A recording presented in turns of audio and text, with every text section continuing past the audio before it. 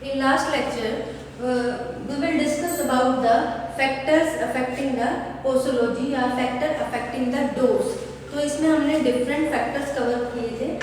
Some factors are remaining, near about 2 to 3 factors. So today we will discuss about that remaining factors which affects the dose. First one is after idiosyncrasy. First one is tolerance. हमने बहुत से जो factors थे वो discuss कर लिए थे last lecture में, जैसे एज का फैक्टर हो गया, ठीक है, एनवायरमेंटल फैक्टर हो गया, इमोशनल फैक्टर हो गया, time of administration, route of administration, ये हमने डिस्कस कर लिए थे. Some factors are remaining in which tolerance is one of them. Tolerance इसका फैक्टर है. अब हम टॉलरेंस की बात करें तो कोई भी ड्रग अगर हम बात करते हैं तो वो क्या होता है, particular patient to patient vary करती है, ठीक है. डोज का जो इफेक्ट है ना वो पेशेंट टू पेशेंट वेरी करता है. डिफरेंट डोज और डिफरेंट इफेक्ट, ठीक है. अगर मान लो कोई एक पेशेंट है, सपोज एक पेशेंट है, उसको 2 पेशेंट्स हैं, उनको हमने क्या दी, एक एंटीपायरेटिक ड्रग दी.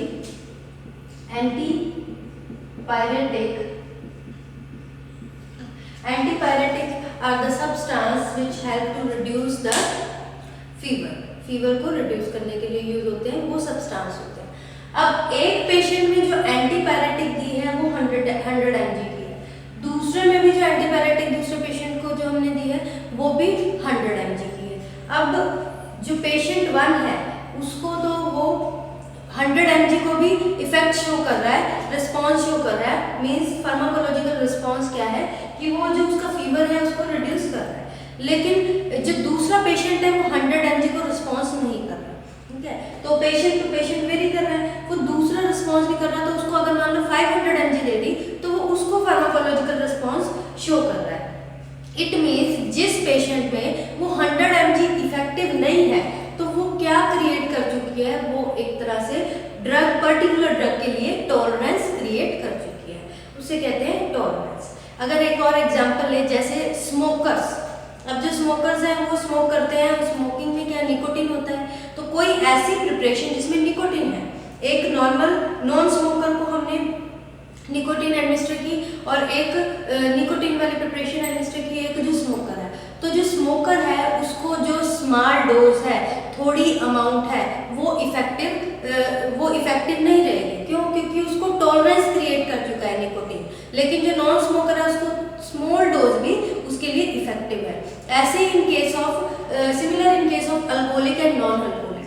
जो अल्कोहलिक है, इफ अगर मान लो उसको अल्कोहलिक को हम कोई ऐसी प्रिपरेशन दे रहे हैं, ऐसी प्रिपरेशन एडमिनिस्टर कर रहे हैं जो कि जिसमें अल्कोहल कंटेंट है, ठीक है, तो वो स्मॉल अमाउंट में भी उसको वो फार्माकोलॉजिकल इफेक्ट शो नहीं करेगी.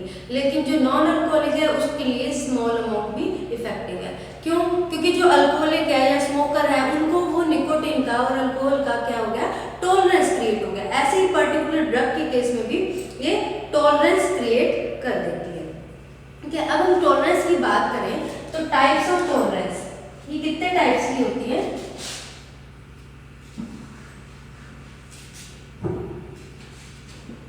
Types of tolerance. There are 2 types of tolerance. First one is true tolerance. Second one is pseudo tolerance.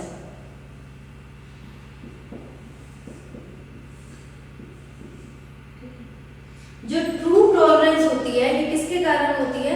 ये प्रोड्यूस होती है by oral and parental administration. कोई भी ड्रग है अगर हम ओरली या पेरेंटली एडमिनिस्टर कर रहे हैं उसके कारण ट्रू टॉलरेंस होती है. लेकिन in pseudo tolerance it is created only by oral administration. Oral administration से ही होती है.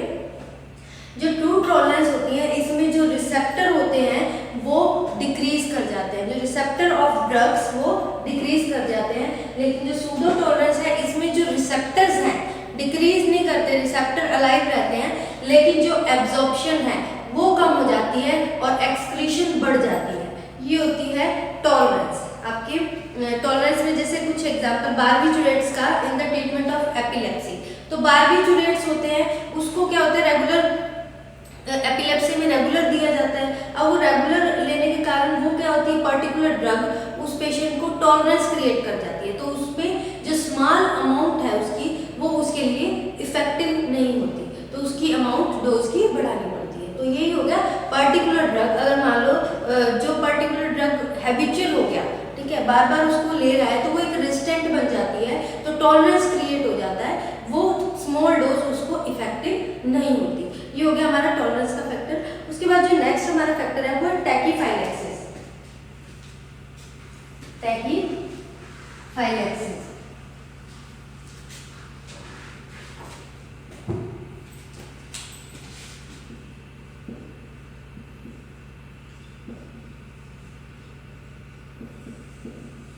टैकीफाइलेक्सिस की बात करें तो इसमें क्या होता है, कुछ जो ड्रग्स होती है ना उसको रिपीटेड यूज करते हैं, छोटे छोटे इंटरवल पे बार बार उसको रिपीटेडली एडमिनिस्टर किया जाता है। For example in bronchial asthma. Bronchial asthma में क्या होता है, जो एयरवेज होते हैं उनकी स्वेलिंग हो जाती है, जिसमें रेस्पिरेशन में प्रॉब्लम होती है। अब जब भी रेस्पिरेशन में प्रॉब्लम होती है तो उसको ब्रोंकियल अस्थमा में जो भी है मेडिकेशन बार बार देना पड़ता है, जैसे इफेड्रिन हो गया, उसको बार बार रिपीटेड स्मॉल इंटरवल्स पे रिपीटेड यूज करना पड़ता है। इसमें क्या होता है, तो वो जो रिस्पॉन्स है वो धीरे धीरे कम होता जाता है। तो टैकीफाइलेक्सिस में ये होता है, रीजन क्या है, जो इसमें जो सेल रिसेप्टर है वो ब्लॉकेज हो जाते हैं, क्योंकि बार बार उस ड्रग को ले रहे हैं, तो वो जो ड्रग है वो बाइंड कर जाती है वहाँ पे और इकट्ठी हो अकुमुलेशन होती रहती है, जिसके कारण ब्लॉकेज हो जाती है पर्टिकुलर रिसेप्टर की। अब उस रिसेप्टर की ब्लॉकेज हो गई तो जो ड्रग हम और अमाउंट में ले रहे हैं वो उसके साथ बाइंड नहीं कर पाएगी, और जो फार्माकोलॉजिकल एक्शन, जो रिस्पॉन्स चाहिए वो रिस्पॉन्स भी नहीं शो कर पाएगा। ठीक है, तो ये जो एक्शन होता है ना, ये एक्शन रिवर्स भी नहीं होता, ये टॉलरेंस क्रिएट कर देता है। ठीक है, तो हम ये कह सकते हैं कि ये जो ड्रग है ये एक्शन रिवर्स नहीं हो सकता, चाहे कितनी मर्जी डोज देते जाओ। ठीक है, एक बार जब वो रिसेप्टर के ऊपर ड्रग बाइंड कर गई तो उसने रिसेप्टर को ब्लॉक कर दिया, तो उसका जो फार्मास्यूटिकल एक्शन है वो नहीं परफॉर्म कर पाता, चाहे कितनी मर्जी डोज दे दो। हाँ, लेकिन ये हो सकता है कि जो ड्रग्स हैं अगर मान लो उसको डिसकंटिन्यू किया जाए, डिसकंटिन्यूएशन पे क्या होगा, वो थोड़े टाइम के लिए डिसकंटिन्यू कर दिया तो वो जो अपना इफेक्ट है वो दोबारा से अपीयर होने लग गया हो जाएगा, उस रिसेप्टर को अनब्लॉक करके उसको दोबारा से उसका फार्माकोलॉजिकल एक्शन है वो दोबारा से रीअपीयर होने लग जाएगा। ठीक है, ये जो इफेक्ट होता है ना, इसको टैकीफाइलेक्सिस इफेक्ट कहते हैं। ये जो ड्रग का बिहेवियर होता है, this type of behaviour is known as tachyphylaxis कहते हैं इसको। जैसे इसमें एग्जांपल है इफेड्रिन का। इफेड्रिन को ब्रोंकियल अस्थमा में दिया जाता है, एडमिनिस्टर किया जाता है इन ब्रोंकियल अस्थमा, क्योंकि ब्रोंकियल अस्थमा में क्या होता है, जो एयरवेज है उनकी स्वेलिंग हो जाती है। उनकी स्वेलिंग होने से क्या होता है कि जो रेस्पिरेशन है उसमें डिफिकल्टी आती है, तो इफेड्रिन दिया जाता है इसमें, और ये क्या होता है टैकीफाइलेक्सिस बिहेवियर शो करती है ये जो पर्टिकुलर ड्रग है इफेड्रिन। ठीक है, ये हो गया हमारा नेक्स्ट जो फैक्टर रह गया था। उसके बाद जो लास्ट फैक्टर है वो है मेटाबॉलिक डिस्टर्बेंस। Metabolic disturbances. ठीक है, मेटाबॉलिक डिस्टर्बेंसेस किसके कारण होती है, due to change in electrolyte. अब जो मेटाबॉलिक डिस्टर्बेंस, मेटाबॉलिक रिएक्शन होती है उसमें कैसे डिस्टर्बेंस होती है, इसमें क्या होता है, जो इलेक्ट्रोलाइट बैलेंस है वो चेंज हो जाता है, तब बॉडी टेम्परेचर है उसके चेंज होने के कारण, ठीक है, एसिड बेस बैलेंस है उसमें चेंज होने के कारण। ठीक है, तो इसमें एग्जांपल के for example salicylate reduce body temperature only in case of individual rise in temperature. जो सैलिसिलेट है ना वो उसी केस में अपना फार्माकोलॉजिकल एक्शन शो करेगा। ये जो सैलिसिलेट है ये एंटीपायरेटिक है, ये जो फीवर है उसको रिड्यूस करता है। ठीक है, लेकिन उस केस में ही करेगा जिस केस में अगर जो पर्टिकुलर इंडिविजुअल जो पेशेंट है उसका टेम्परेचर राइज कर रहा है। अगर हम इसकी बात करें नॉर्मल पेशेंट, नॉर्मल पर्सन के लिए, तो नॉर्मल पर्सन के रिगार्डिंग ये कोई एंटीपायरेटिक इफेक्ट शो नहीं करेगा। ठीक है, तो ये कुछ, तो इसमें क्या है, डोज चाहे कितनी मर्जी दे जाओ, जिसको चाहे फीवर है ही नहीं उसको कितनी मर्जी डोज एनहांस करे जाओ, उसको क्या इफेक्ट शो करेगा फार्माकोलॉजिकल, कोई इफेक्ट शो नहीं करेगा। लेकिन अगर मान लो किसी पेशेंट में फीवर है, राइज हो रहा है temperature, rising temperature, then it will be effective, तभी वो इफेक्टिव है and show the required pharmacological action और रिक्वायर्ड थेरेपेटिक इफेक्ट, ये शो करेगा। ठीक है, ये हो गए हमारे फैक्टर्स, ठीक है, जो इफेक्ट करते हैं कंसिडरिंग इन द डोज की सिलेक्शन में, डोज कम देनी है, हाई देनी है, किस तरह से उसको इफेक्ट करते हैं डोज को, ये हो गए फैक्टर्स। उसके बाद आगे हम करते हैं कैलकुलेशन फॉर डोजेस। नेक्स्ट जो हमारा इसमें टॉपिक है that is after the completion of factors calculation for doses. Next is calculations for doses. अब देखो डोज है बहुत इंपॉर्टेंट रोल प्ले करती है, ठीक है, क्योंकि जो डोज है वो इफेक्टेड होती है by the age of patient, ठीक है, बॉडी वेट, सरफेस एरिया, इस तरह से बहुत अफेक्टेड होती है।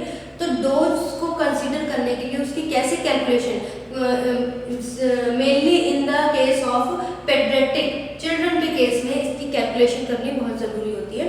अब जो इसकी कैलकुलेशन है वो किस बेसिस पे करते हैं हम, on the basis of age, age के बेसिस पे इसकी कैलकुलेशन करते हैं, ठीक है, बॉडी वेट के बेसिस पे, body weight, and on the basis of surface area, ठीक है, इन बेसिस पे इनको क्या करते हैं, कैलकुलेशन करते हैं डोज की। तो बात करें इसमें, ये आपको फर्स्ट चैप्टर में भी करवाया था कैलकुलेशन ऑफ डोज, इसको दोबारा से रिवाइज करवा देती हूँ।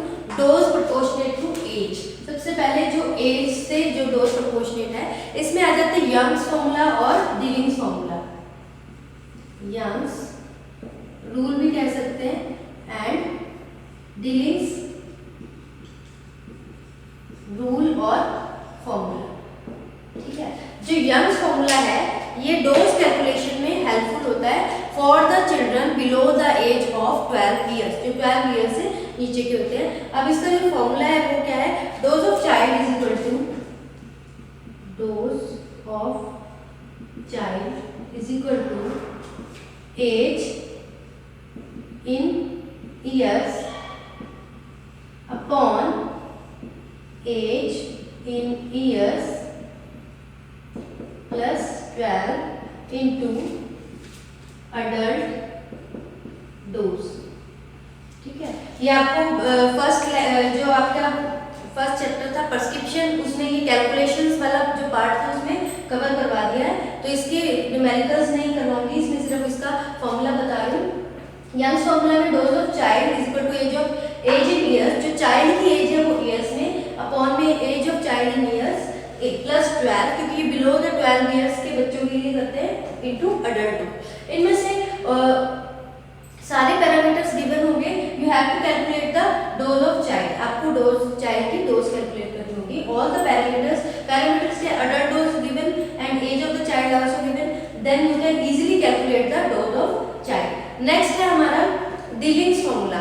डिलिंग्स फॉर्मूला कैलकुलेट किया जाता है for the patient of age 4 to 20 years, जो 4 से लेकर 20 ईयर्स के एज के बच्चे होते हैं उनके लिए किया जाता है। Age in years, dose of child is equal to age in years upon 20 into adult dose, ठीक है। ये हो गया हमारा डिलिंग्स फॉर्मूला। ये फॉर्मूला ये है किसके proportionate, dose calculation on the basis of age. अब हम बात करें on the basis of body weight, body weight के अकॉर्डिंग इसमें आ जाता है क्लार्क्स फॉर्मूला, क्लार्क्स रूल और you can also say Clark's formula. इसमें बॉडी वेट के अकॉर्डिंग इसमें जो इसमें इसका फॉर्मूला होता है child weight of child in kg upon में 70,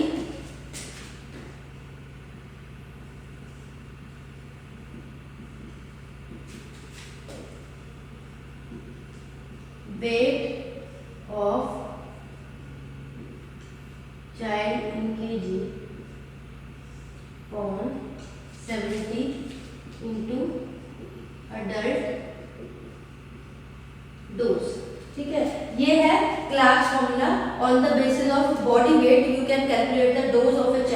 डोज हम कैलकुलेट कर सकते हैं अगर हम बॉडी वेट की बात करें। ठीक है, अब नेक्स्ट आ जाता है surface area. On the basis of surface area, अब सरफेस एरिया में हम क्या इंक्लूड करते हैं? सरफेस एरिया में पर्टिकुलर उसका हाइट और वेट दोनों चीजें इंक्लूड की जाती हैं। ठीक है, तो सरफेस एरिया का क्या फॉर्मूला है? इसमें जो बच्चा है उसकी हाइट और वेट दोनों इंक्लूड करके percentage of adult dose, percentage of adult dose. ठीक है, कैसे कैलकुलेट करेंगे? Age of the surface area of the child upon में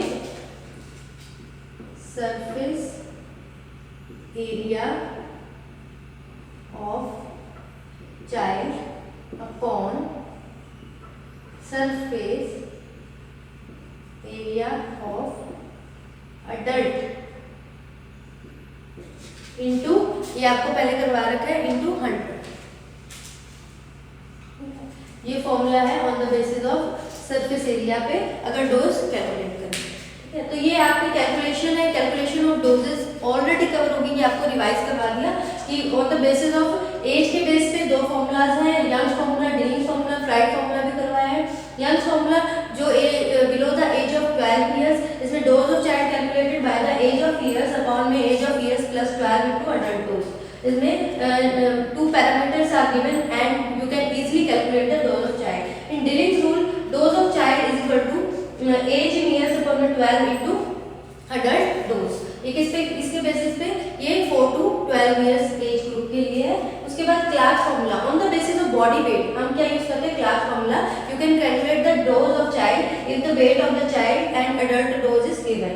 ठीक है, वेट ऑफ चाइल्ड और अडल्ट डोज आर गिवन, ये दोनों पैरामीटर गिवन है, then you can easily calculate the dose of child on the basis of this formula.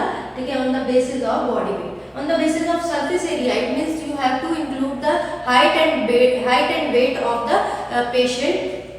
Percentage of the adult dose is equal to the surface area of the child upon the surface area of adult into 100. This is the calculation regarding the dose. तो इसमें ये आपका calculation वाला part पहले भी cover हो गया। उसके बाद now we will move to the introduction to the, अब हम वेटरनरी के केस में कौन कौन से फैक्टर्स होते हैं उसके बारे में डिस्कस करते हैं। जो पोस्टोलॉजी में हमने डोज कैलकुलेट किया है,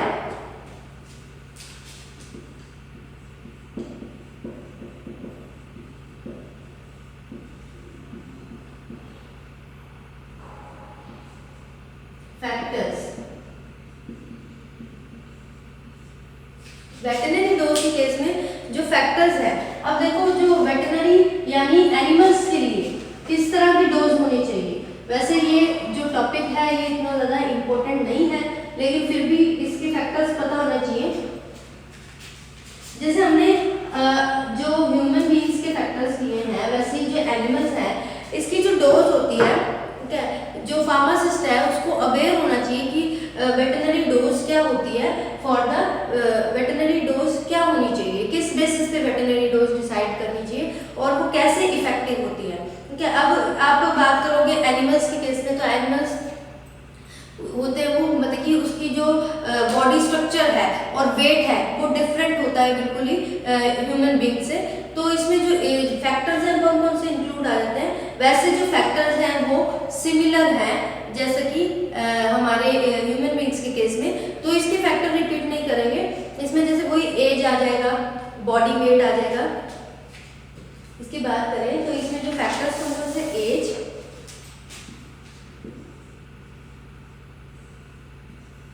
body weight, time of administration,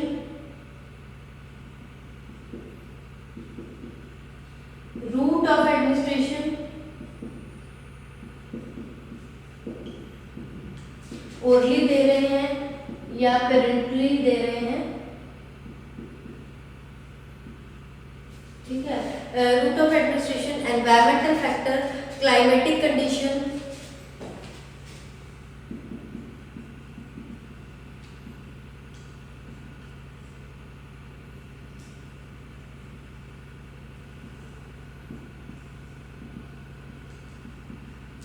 climatic conditions, ठीक है, ये कुछ फैक्टर्स हैं, ठीक है, जो कि डोज को इन्फ्लुएंस करते हैं। क्लाइमेटिक कंडीशन में जैसे हॉट है, कोल्ड है, ह्यूमिड है, तो वो भी डोज को इन्फ्लुएंस करते हैं। जैसे हॉट में या ह्यूमिड क्लाइमेट में लेस डोज रिक्वायर्ड होती है than the dry and cold climate, ठीक है।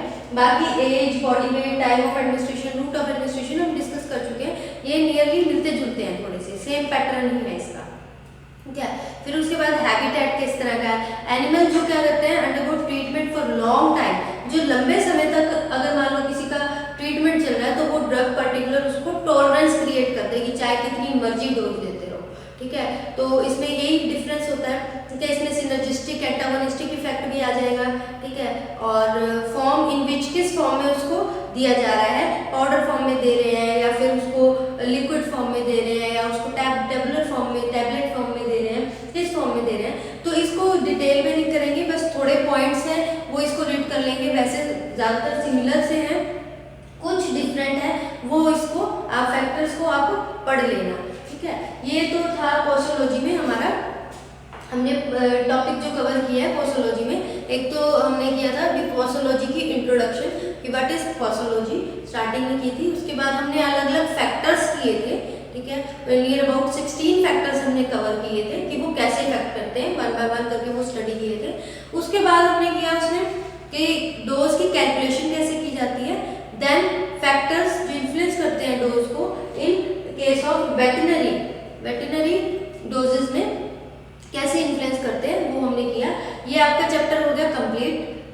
ये चैप्टर बहुत इम्पॉर्टेंट है। इसमें जो ये जो आपको फैक्टर्स बताए ना, कई बार ये 2 या 3 मार्क्स में शॉर्ट क्वेश्चंस में इसको पूछ लिया जाता है, आज के अंदर शॉर्ट क्वेश्चंस कि रूट ऑफ एडमिनिस्ट्रेशन का क्या इफेक्ट पड़ेगा, टाइम ऑफ एडमिनिस्ट्रेशन कैसे इन्फ्लुएंस करता है डोज को, इस तरह से। और इसमें फैक्टर्स अलग अलग आते हैं, इकट्ठा बहुत रेयर है कि एक बड़ा क्वेश्चन इसका लॉन्ग क्वेश्चन कवर करे, लेकिन जो फैक्टर है तो इसको कोई भी फैक्टर है वो स्किप मत करना, फैक्टर सारे पढ़ना, ठीक है। और डोज की कैलकुलेशन पे न्यूमेरिकल भी आ जाते हैं, कई बार directly they will directly ask the question about the what is reading formula, what is Young's formula, what is Clark formula, ठीक है। या फिर न्यूमेरिकल बेस्ड आ जाता है, तो आप न्यूमेरिकली आपको जो न्यूमेरिकल्स हैं वो आपको फर्स्ट चैप्टर में कवर करवा दिए। ये आपका पोस्टोलॉजी का जो चैप्टर है ये कंप्लीट हो गया, ठीक है। नेक्स्ट चैप्टर हम करेंगे नेक्स्ट लेक्चर में, ठीक है। अभी ये इतना ही है, पोस्टोलॉजी आपका chapter complete. Thank you students.